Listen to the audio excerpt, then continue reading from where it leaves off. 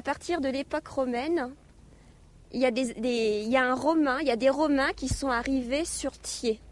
Donc il y a des traces de cette période-là.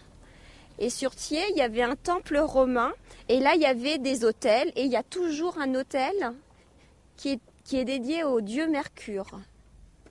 Après, le christianisme arrive dans la région. Donc on enlève ce temple romain, ce temple païen, et on construit une église. Et ainsi de suite. Après, on pourra construire une basilique, une cathédrale, mais par définition, le lieu sacré est toujours au même endroit que le premier. Voilà. Ici, pourquoi l'église est ici? Les Romains sont venus sur ce territoire-là, qui ne s'appelait pas Mont-Saxonnet et qui n'était pas non plus une paroisse.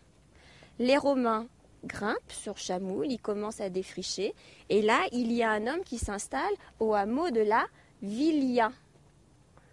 La villa romaine, il s'installe au hameau de la Villia.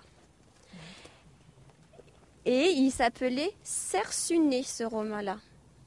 Et après Cercuné, le mot a changé et c'est devenu Mont-Saxonnet. 1365, il est noté Mont-Cerçonnet.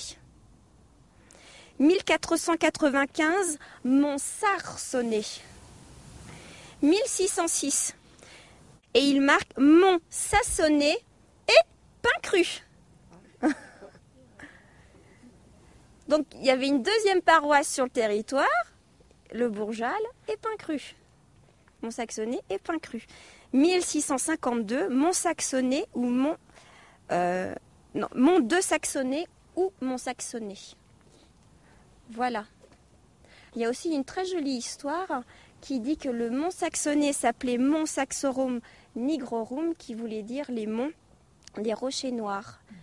Cette histoire, elle est jolie quand on raconte aux enfants qu'au Moyen-Âge, la montagne elle a brûlé pendant 7 ans et que voilà, après, le mont était noir. Mais il est plus probable, comme pour le mot Faucigny, que c'est un héritage d'un nom romain. Voilà. Les Romains se sont installés. Après, les Burgondes, une peuplade venue des pays nordiques, se sont aussi installés. Ce n'étaient pas des barbares, ils sont vraiment venus en paix, ils sont venus pour défricher les terres et pour s'installer. Donc les Burgondes se sont convertis au christianisme au 5e siècle avec Sigismond. Et là, ils vont développer. Mais pour voir de loin les invasions hongroises, ils pourront voir partout dans la vallée. Les Romains ont fait ce petit fortin.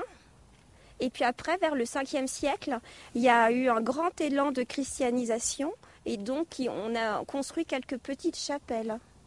Et il est fort probable que une chapelle primitive ait été installée juste à côté de cette tour. On ne sait pas à quelle époque la paroisse est née.